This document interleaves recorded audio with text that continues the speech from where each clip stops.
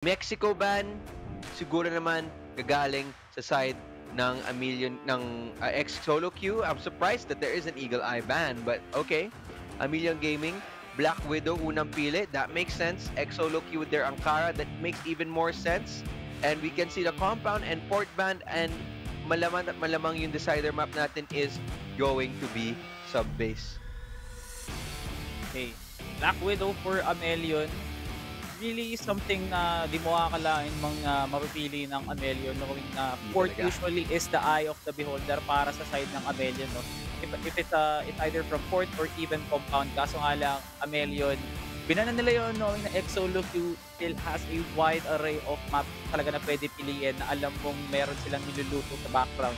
So okay na rin siguro ang Black Widow. A lot of force fights dito sa stage. More on double doors pa. And I'm pretty sure na Amelion Gaming centered around a team na alam mo talagang mahilig mag-crush at maging aggressive. So many B-fights ang makikita natin. For Exolok yun naman, Angaras, very normal para sa kanila, staple na mapa nila yan. And for Exolok you, knowing that they will start at the global risk tag for 2 consecutive maps, this will be a very good transition para sa kanila. All they have to do is work around the idea of getting the lead as early as possible, forcing a 5-4 or 6-3 half, which is very vital for Exolok yun. Alam mo, pag nakuha nila yung momentum, di na sila mapipigilan pa. Oo, tuloy-tuloy na kumbaga yun, no? So, all of it, Exolok you, GR. So, pero kahit pa paano, no, tingnan na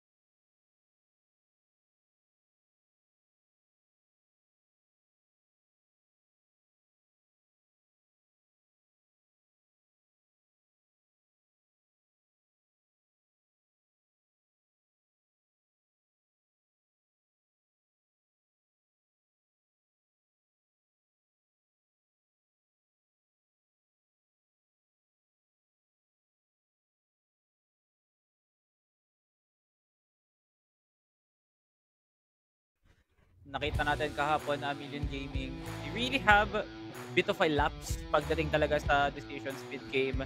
Take a look at the predictions, pre. Kung ano nga ba ang dumadaig sa puso mo kung sino mananalo ngayon. Me personally, it will be on the hands of Exolo Q for all the right reasons, pre. Wala silang code sa laban na to. Walang clashing of styles. Sobrang similar lang ng paths dito. Pero ang pinagkaiba lang talaga ng Amelion dito lamang sa Exolok 2 is the fact na Amelion doesn't like to take the 50-50s. Ang gusto nila, lahat ng laban nila is forced 1v1s, tapos doon yung nagsiseparate para hindi maging group up tong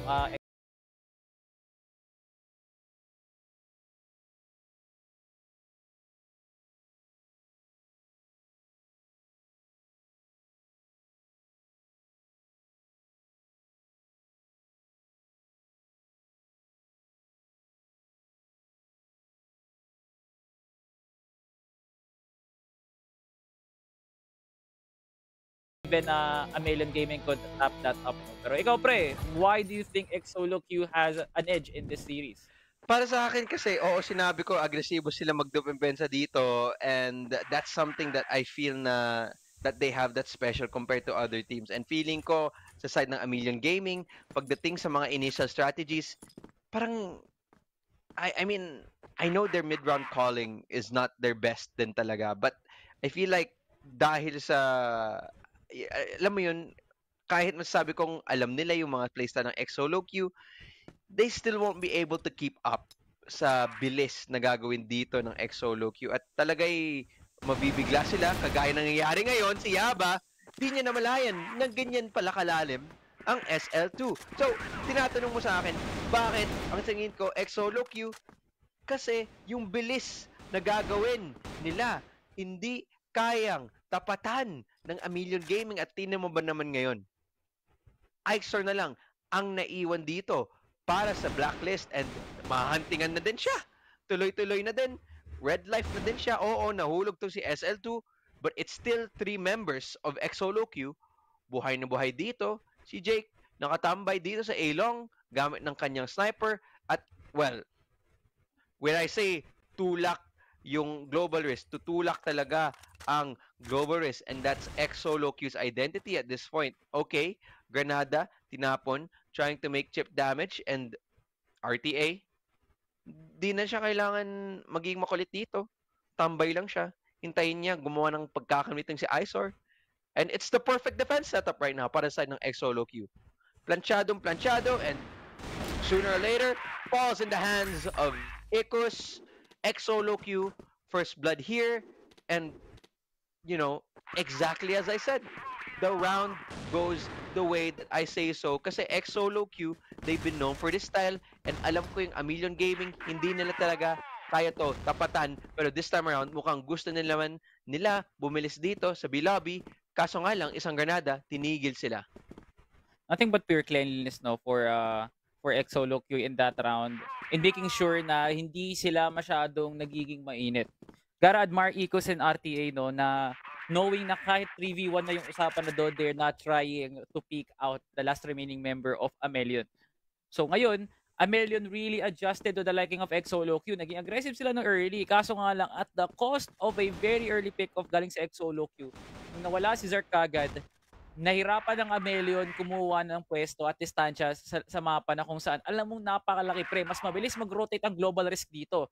Isang RS push lang dito or isang manggagaling na sila sa window. Okay na yun, manggagaling nila from point A to point B kagad. And Zark, very nice pick up dito kay Minute and ni Iren will also be getting RTA pero matatrade din kagad to ni Ikus forcing a 3v4.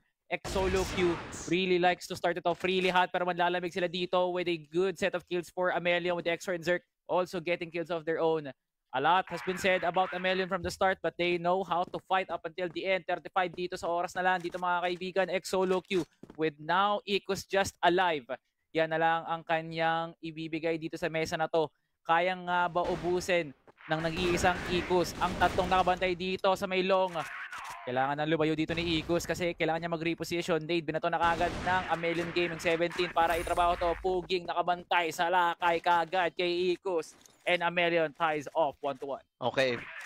Sa ngayon, X solo queue, feeling ko din kahit paano mabibigay din sila ng mga ilang rounds na ganyan kasi dahil agresibo nga sila, there will be moments na uminit sila masyado at sila yung madadali, mapapadusahan sila. At yung last round na yun ang isang halimbawa sa mga round na ganyan. Kaso nga lang, I still feel very convincingly, no, na X solo queue, they can still get this game on lock. Okay, unting labanan dito sa woods, Minate, hanap ng kanyang sniper, napahanap pa si Isor. And, well, sa tingin mo, titigil pa si Minate dito, backing out, tambay na din siya dito sa A. So, it is a great defensive setup na pinapakita sa atin dito na ngayon ng X solo queue. Ngayon, sila yung may lamang sa numbers. Si Jake, naghahanap pa dito sa mid, nilidepensa na lang nito. Long, parang gusto na to itulak ng mga miyembro ng Amelion Gaming and just like that, somehow, no, nahanap pa nila itong butas sa depensa ng X solo queue at mukhang mapaparusahan sila dito kasi matatanim na din yung bomba as okay, split ang dalawang miyembro dito. RTA gagaling sa baba, si Ecos gagaling sa taas. Kumbaga, high-low retake ang kanilang kailangan gawin dito. RTA, nag-reposition, pumunta, bintana, Agre, wala sa kanya. Una niya nahanap, nakapasok na din siya. Poging, wala din siya mahanap dito as 1v2 situation para kay Ecos. Mahirap to. Iren, red life na daw. Kaso nga lang, si Poging naka-sniper and ayan nga, nakuha pa niya yung pitas dyan. Huling-huli as Amelion Gaming, isa pang round na punta sa kanilang kamay. Xolo Q really like to start off really hot, no, men. Nakita natin sa kanila kanina na somehow kayang tumapat ni RTA sa mid. Kaya naman lumaban ni Exor. Pero Amelion Gaming was the one remain standing. So Zerk, grabe nga naman ng mga teams na naglalaro sa atin ngayon, R2G. Yes, sir. Some form of motivation for Amelion and SBK para sa kanila, no, yung last ditch rally nila para makaabot pa ng playoffs is nakikita natin ngayon in Amelion already outclassing Xolo Q in the early stints of this game, men. Xolo Q, bigla na lang talaga namutong ba? Isa-isa, Yaba will be getting one. Jake will now be trying to get off Puging and he will be successfully doing that 3v2. Iren and the crew manggagaling na dito from bottom all the way to stage. Manggagaling sila doon all the way to B. Ang layo ng nilakad nila para lang makita kung saan patungo tong Xolo Q na to. Ayun, Amelion.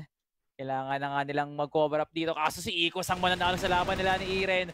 Pero may kakalabanin na naman dito si Zark. Si Ikos ang matatrade dito. Jake, 1 HP. Red health na nga lang siya. Madali na lang yun para kay Yaba. Amelion gets a 2 consecutive round over to Xolo Q. Sa ngayon, Xolo Q parang ang ganda sana ng simula nila. Kaso nga lang, Amelion Gaming finding out the rounds and I mean, oo, yung nature talaga nitong mapa na to may pagka-blacklist sided nga as per compared to other maps. Kaso nga lang, Xolo Q, parang there are some mistakes here and there, but the timing is really not going their way, sa totoo lang. Sa ngayon though, SL2, tayo na bawiin to kahit papano and less aggression this time around. Galing sa site ng Xolo Q. Minate, nahulog. Si Zerk magwawagi, kaso nga lang the trade dito sa hagdanan, nahanap agad dito ni SL2. So trade ng 1-for-1 ang ginagawa ng dalawang team na to. And the smoke grenade, maganda, tinapon dito sa woods. Dito sa short, pampatigil lang ng onte, pampatigil lang ng init na pinapakita sa atin ng Xolo Q. So, Xolo Q right now, di naman sa gulat ako sa some of these rounds, no? Kasi this is the style talaga that they have been known for. So, I am expecting them though na at one point during this half mapapaayos na nila to at kumbaga ituloy-tuloy na nila. However, Amelion Gaming, if there is something to talk about their team, no? And na-mention mo na din to, yung kanilang kumbaga puso, yung kanilang laban, hindi talaga titigil.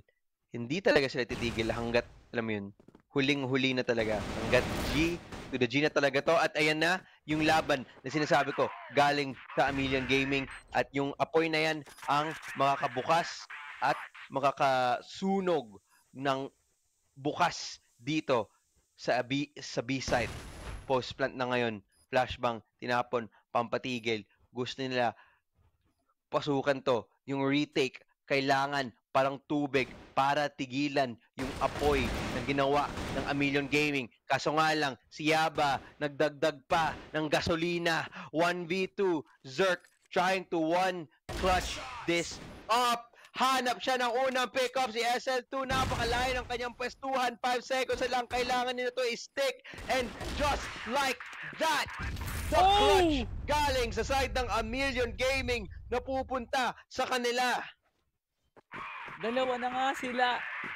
Oh my God, man. The defense could have been any better. Minute. Wow. Early para kay Caesar, man. Isang maagang paalam para sa kanya.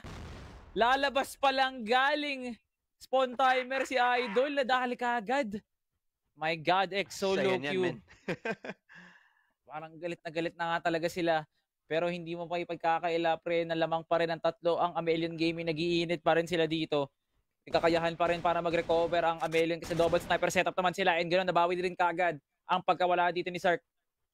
4v4. Exor na sa kanya ang C4. Pero di mo makikita na may kasama siya ngayon. So, i-clear out niya yung water muna. tsaka siya manggagaling ng window. Pero not sure if i-commit na yun. Sobrang spread out ngayon ng Amelion. Hiwa-hiwalay sila.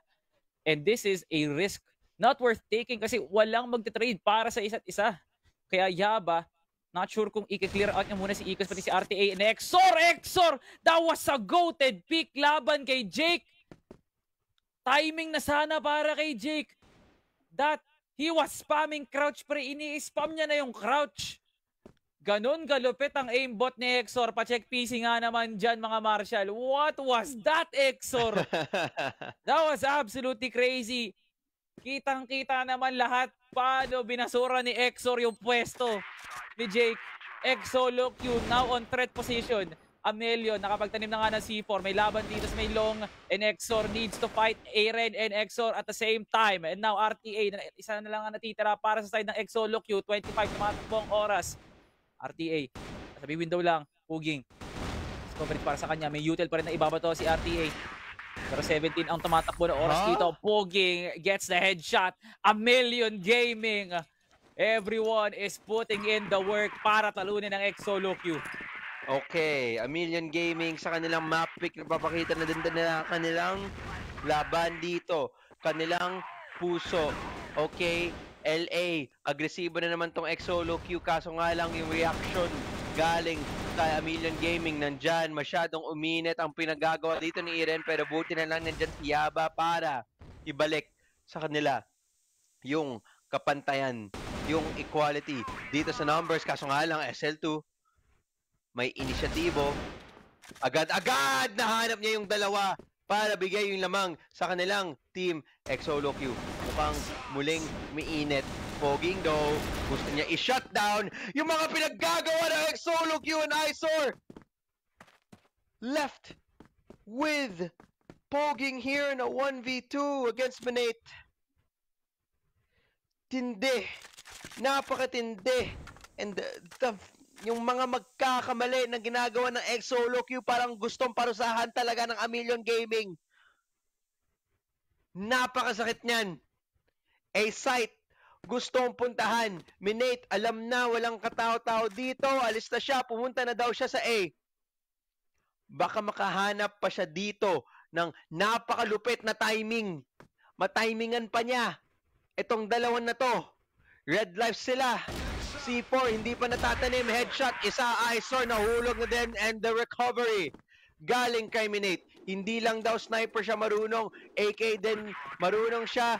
At tingnan mo ba naman, Exolo Q at least nakahanap pa din sila ng isang punto dito. Puti na lang talaga duguan doon si Isor. Pero Exolo Q had that round nung una pa lang. Pero all they had to do was play safe. Amelion, hayaan nyong magluto kayo. They have been cooking so much, man. Pero itong Exolo Q, I'm pretty sure meron din silang niluluto ngayon. They're 2 rounds away from entering into second half with a 1-point deficit na lang kung ipapanalo nila yung 2 rounds na yon. And this is an Amelion Gaming that will essentially do all the capabilities, men, para lang pigilan ng Exolo Q. They might have gotten the first pick, pero Amelion Gaming knows how to bounce back mid-game. Exolo Q, they might just be passive right now. Tamang-tama lang yung setup nila dito. Kung sakaling may pinapakulo ngayon ng Exolo Q, dapat meron silang abangan ngayon. Yaba and the crew will now try their best to take over. And now Yaba gets the first kill. Naku po, Exolo Q. Now, they have now closed the gates. Sasarahan ba nila ang Amelion? Kaso nga lang, nakadaan kaagad ang Amelion. Wala sila talagang nakikitang harang. Press W Gaming para sa side ng Amelion. Exolo Q will now be calling in for a rotate. Malayo ang rotation din dito. Galing kay SL2. Hindi ko lang sure, pre, kung tama nga ba ang niluluto na Exolo Q pagdating sa retake. Ikos, makikita to mayat-maya ni Zark. Hindi siya mag-commit. Parkour dito sa window and magagaling na nga siya doon. And Zark, mataturn siya dito ni Jake. Exolo Q, they might just get this retake and they will survive. Ang atake ng Amelion Gaming, hindi sapat yan, men. Kahit ilang momentum pang mapunta sa Amelion, lumalaban pa rin ng Exolo Q. 5-3 scoreline. Yan na. Binabawian na ng Exolo Q to. totoo lang, 3 para dito sa first half natin. Mas maganda kung napaapat pa nila. Agresibo na naman ang gusto nilang kunin dito sa LA. Laban na naman din sila dito. Ito talaga yung signature na napakita sa atin ng Exolok, maagang aggression. Dapat tuloy-tuloy lang ang inyong tulak kahit ikaw ay nasa GR. Yan ang spesyalidad ng Exolo Q. Alam ata ni Iran na nakatambay dito si SL2? Parang hindi. Actually, kung napalipas pa siya ng ilang tao dito, napakaganda na ng pwesto niya. Pwede pa siya makahanap ng ilang tao. At delikado yan kung ikaw ang nasa side ng blacklist. Million Gaming, pwede madali. Kaso nga lang, nahuli na. Eyesore, trying to find another one. Dito na, hanap din to si Ikos. Red life na siya. Kaso nga lang, hindi siya titigil. Gusto daw niya i-hold to. Siya ay parang isang bato at bawal mo siyang galawin. Iren, peek out. Alam ba niya? 2 tao na nandyan. Nahulog silang dalawa. RTA and Minate left alone for the side of Exolo Q. Forced to do a retake here unless if Minate has something to say about it. Oo, nakahanap siya ng isang pitas. Kaso nga lang, yan lang ba ang kanyang mahanap? Oo, Yaba, hulog na siya. RTA left on a 1v2.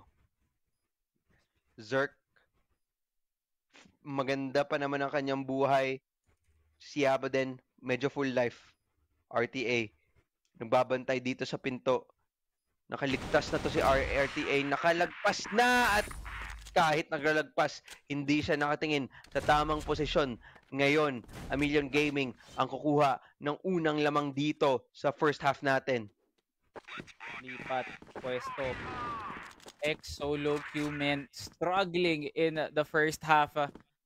Ayun, lalo pang mahihirapan ng Exolo Q dito knowing na sila na ngayon yung aatake. Pero Million Gaming nakita natin na dahil sa passive game style nila, late sila naging aggressive, late na nga sila nag-entry. So, very much anticipated tong lipat nila from Blacklist to Global Risk. So ngayon, dito matetesting ng Exolo Q lahat ng pinaghandaan nila from the first half kung magiging effective ba yung pag-commit nila sa lahat ng mga bagay. And wow! 2 kills already para sa Million Gaming. Ikos and Minute, wala na sa usapan. And this will be a good sign for Amelion. Grabe nga naman R2G. Exolo Q was anticipating for a major push dito sa LA. Pero Matindi. not so much for them now. Wala nang pwedeng ibuga pa si Ikus. Wala nang pwedeng ibuga ang iba pang miyembro ng Exolo Q dito kung madadali pa nga sila. SL2, grabe. Na-whiff pa nga. At Nako. nadali pa nga yung shots na yun. And si Iren na ngayon ang mawawala para naman sa side ng Amelion. Pero si Yaba humihinga pa rin. So may testing pa rin ng Exolo kung saan sila atake. 3 ang meron na lang sila laban sa 4. Itong Amelion na to, okay pa yung depensa nila kasi kaya pa nila mag-spread out ng madalian dito. Pero na lang kung may magagawang milagro dito Exolo Q with SL2 now down to his last leg. Pag-pick out dito si Yaba, makikipaglaban siya dito kay Jake. And Jake nakikipag-testingan dito, gets a golden headshot laban kay Yaba. And Exolo Q now found an opening. Ganda. The opening is great for them. Sa ngayon, Exolo Q, a site down, gusto nilang pasukan. Exor, nakabantay. Si Zerk daw, una makahanap dyan kay Jake. SL2, finding the opening. Bukas na itong parte ng mapa. Hole is big. Now, post plant is needing to be better. Tingnan ba natin? Zerk! Masyadong uminit. Dapat hindi na din siya tumingin dyan. And the great awareness galing sa side ng Exolo Q and Poging 1v2 clutch situation para sa kanya. Kailangan niya hanapin 1-on-1 na ngayon. SL2, Red Life. Alam ata ni Poging, maganda movement. Hindi nakala. Kaso nga lang, di niya alam yung kanyang kalaban. Nakalusot na din sa kanyang likod. As Exolo Q, binawian nila itong round na to at parang gusto nila ituloy na din to papunta sa second half. Kaso nga lang si Zerk, tinigilang si Minate. Siya naman magwawagi dito sa sniper. 1-on-1 battle. Both teams trading 1 for 1. Good stuff so far for Amelion Gaming.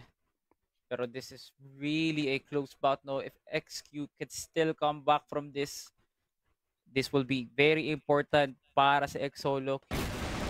All of the stops in the world makukuha nila sa second map kung sakali, pero Yaba be winning the fight up against Ikus. Now, Million Gaming, nasa kanila na yung round nung simula, pero dahil nga lumalaban pa rin ng XQ, they still have something to breed. Meron pa silang silid dito na pwedeng puntahan. At yun ay walang iba kundi kumuha ng pick-off dito. Well, Million Gaming be successful in getting the long-range fights based sniper match dito mula stage hanggang Balco. Naku po, to be a good amount fight. And SL2, naku po, dali ngayon sa Million Gaming na kung saan nakikipaglabanan pa rin sila sa sobrang layo, men. Wala kang makikitang close range fight, sniper to sniper. Ngayon ang usapan ng Xolo Q pati Million RTA might be rotating here from mid all the way to short. Pero mababasa nga ba to ng Million Gaming? Tatlo naman yung buhay para sa kanila. Pero RTA, he finds Izor. Pero this will be a good sign here for Xolo Q as they now found an opening. Di pa rin alam nila daw kung nandito pa si Puging or kasama niya si Iren. Wala pa silang masyadong info. Naririnig to na ngayon ni Puging. Ang ganda ng patience ni Puging para hindi siya mag-pick out kagad. Jake, nakita na nga, nag-overextend si RTA, 1-for-1. Jake fighting his life up against a Colt. Walang tumama kay Puging doon. And oh my God, Jake with a 1v1 of his life. Puging whipped heavily noong unang fight nila, pre. Nako, paano pa? Xolo Q, oh my God, R2G. Paano pa nila na patalo niyan? Sayang-sayang. Okay, Million Gaming now starting to show some cracks on their defense. RTA, nakahanap siya ng isa, buti na nang yung trade nandyan, tig-isa-isa, dalawa-dalawa, tatlo na ang nahanap dito ng Xolo Q, pero buti nang Gumires back, lumalaban pa din, Million Gaming, suddenly, one-on-one. Yaba, ang baba na agad ng kanyang buhay dito, nakipag-parkour, papunta dito sa mid, papunta dito sa A, and totoo lang, di ko alam kung tama yan, galing sa side kay Yaba. Pero eto na, pwestuhan sa labas ng B lobby. Yaba, galing sa mid. Pwede pa sila magspatan dito. Yaba, still inside sight. Mukhang alam niya kung nasan nakapwesto itong si Minate. Nagtapon na ng smoke grenade. Nagtapon din ng flash grenade. At sinasabi niya, alam mo, i-defuse ko ng to. Kaso nga lang, napakaganda ng pwesto na kinuha ni Minate doon. And the round was just so easy for him. Ganun lang kabilis Salvatore. It just goes to say with that round at, well, now back to the drawing board for the side of Xolo Q. And so far, Million Gaming, kailangan nila talagang iplansya palalo yung kanilang depensa dito. Man, Xolo Q, no, wala talagang map advantage na pinapakita itong dalawang teams na to, no. Talagang pag Bay nanguna, yun na ang magiging solution at susi nila para may panalo yung round na yun. Imagine Xolo Q getting the momentum in the first round, no, in this second half. Parang nakita mo talaga na XQ now founded a very solid option, pero Million Gaming mabilis sila kagad bumawi. Pero in this stage and all, feeling ko Xolo Q will now most likely try to play passive in order to catch an Million Gaming member off guard. Yun at yun, kung i-commit nga ba ng AL ang short dito. Isang malaking katanungan, pero this will be a lock-in mode here for Xolo Q as they are now banking on the opportunity na wala ng flank. Diretso na lang tayo dito sa LA. Pero nung ini-scout na nga to ni Ikus, men, baka may pwede pa silang hanapin. Pero napakalalim na nga ni Ikus. Tatlo nga nagbubok dito. Nakita nila si Zark. He will be getting one. Pero may dalawa pang kasunod. May kasama na ngayon si Zark. 1-for-1 ang usapan dito. Ikus gets overwhelmed. Susunod si SL2. Million Gaming with a quick rotation. Absolutely very, very nice textbook play para sa side ng Million. 4 versus 1. Jake, last man standing. Napakalayo, men. And Zark, nilinyahan na kaagad si Jake. Once again, the round goes to Million Gaming on the back of an amazing defense para sa kanila. Nakahanap naman sila dito ng bawi. Nakahanap din sila dito ng laban. Kaso nga lang, kaya ba nila ituloy ito? Okay, Million Gaming finally taking the lead this time. It's the second half. Well, taking it back in their hands. pagkatapos na pantayin ng X-Solo Q, no? So ngayon, X-Solo Q. Usually, ito masasabi ko about this team, no? Yung kanilang GR side, kahit papano, di ba, sinasabi natin agresibo, mahiling matulak. GR side yun, So ngayon, pagka-exchange natin dito sa BL, siguro naman iisipin mo, di ba, na parang mas maganda ang kanilang BL and laban dito sa Woods. Kaso nga lang, Ren, Isor, sila magwawagi and Minate at least able to get the trade, not enough for them to be able to do anything at parang iniikutan na ang mga miyembro dito ng X-Solo Q. Di mo na nakikita sa observer, kaso nakikita mo sa mapa at yung B-Lobby hold na pinagagawa ng Amelion Gaming ay napakalakas. Back to the drawing board. X-Solo Q, fast LA hit, flashbang.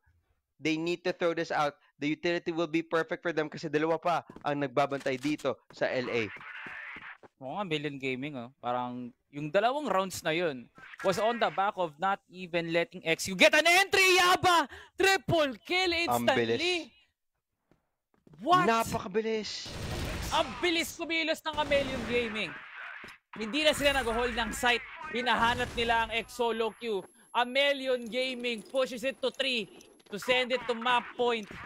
Wow. What was that?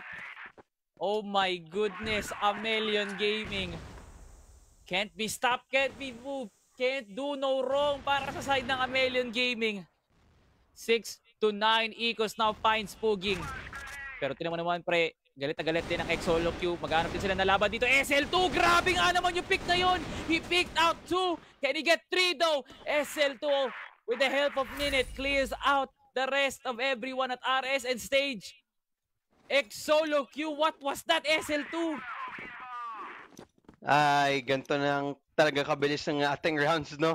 Patuloy-tuloy lang, kaso nga lang, Amelion Gaming, map point pa din. Pwede nila kunin tong mapa na to sa kanilang kamay. All they need is one more. Taasan nila ang kanilang depensa, gawin pang planchado. Ilan ba ang pwedeng kunin dito ni Iren? Ecos, nakalagpas na, isa ang kanyang nahanap, isa lang ang kanyang kukunin. Confirming the kill, confirming the information kung ilang tao nandito sa B-site. Alarm bell should ring and it's the mid-push. Galing sa side ng X-Solo Q, magwawagi dyan. Zort na lang ang naiwan gamit ng kanyang pistol. Nag-granada na din siya and the pistol of RTA of his own. Bringing X-Solo Q sa isa na lang yung agwat natin dito sa second half na to. Both these teams nagsasalit-salitan sila ng tig-iisang round at binabalikan nila to their side. And X-Solo Q right now, kailangan nila kunin to. Kailangan na kailangan para ibalik to, ipunta sa overtime. Kaya ba nila? It's going to come down kung mapapatay ba sila ni Zerk dito sa LA. Mukhang bakit yung pwestuhan sa flash grenade tinapon. Kaso nga lang, Zerk, likod ng truck, RTA, Juke, Minate, finding their own! Isor though, somehow equalizing the numbers almost. Ecos left the low life and Isor 1v2 ang kanyang sitwasyon. Ecos red life. Nahanap pa niya my God. Yung full life. Now, Ecos left on a 1v1.